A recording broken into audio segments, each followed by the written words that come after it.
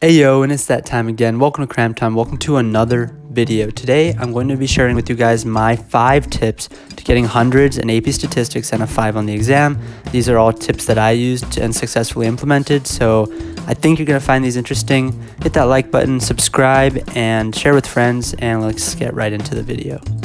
Alright guys, so tip number 1 is to build your study group right now. I'm just going to give you a personal anecdote. So I had the privilege of, when I was in AP Statistics, of choosing my table group when I was in class, of course. And I was sitting next to 2 very smart upperclassmen, and between the 3 of us, what I learned was reflected because we did group work leading up to tests. So we learned from each other, and each one of our strengths just built each other up, and then all of us ended up doing really, really well in the class. So right now, reach out to the people that you know are as productive and as dedicated as you are to getting a good grade in these classes, and build your study group. Feel free, open communication, ask questions, do homework together, and really just learn from them, and they'll learn from you, and then all of you will grow. So that's the number 1 priority. Like right now, I know a few names would have popped up in your head. Go ahead and shoot them a text and try to build that. I'm sure they would be interested in it too. So moving on, tip number 2, you have to refine your mistakes. Now, I said this in previous videos. AP Statistics is a weird math class because it's a lot of people don't mess up on the math, or the math is weighted almost equally to the presentation of it. Are you you're choosing the right words? It's almost like I wouldn't say a DBQ. It's a essay question with some math involved, and you have to refine those mistakes, like wording, for example. I would always make a mistake in my wording. I'd say has to be, or I'd say causes sometimes instead of correlates. That was a big one. And I make that mistake, I refine it, and then a month into the course, I'm not making that mistake anymore. And that just saves me those small points that allow me to get a perfect 100 in the class. Now, moving on, step 3, before tests, review using Ashley Patchen's YouTube channel. I'm going to link that below. She hasn't posted in a long time, I don't think, and very few people know about the YouTube channel, but she taught the material. She reviewed the material in a very engaging way, and it was really useful for me.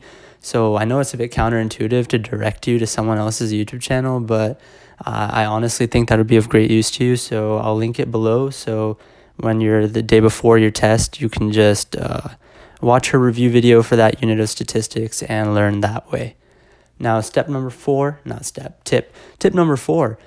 use my study strategy, which is, I'll just tell you, I gather every single assignment, every quiz, every test that's related to the test at hand, and I just go through all of it. So every single worksheet I would have done in that unit, I will look through every single one. Maybe not super detailed, but I'll skim through it, make sure I know it. That's how I study for AP exams too. Was a small part of how I study for AP exams. But yeah, I just look through everything, and I highly suggest that you do that too, because just a little bit of boost in recall is a big difference between like a 95 and a 100 on a test, or a 95 and a 100 on an assignment. And that recall allows you to make like those educated guesses as well, which you will inevitably be making. Now, number 5, our bonus tip. Guys, we're almost at 200 subscribers, so I'd really appreciate it if you hit that subscribe button, and we'll get there.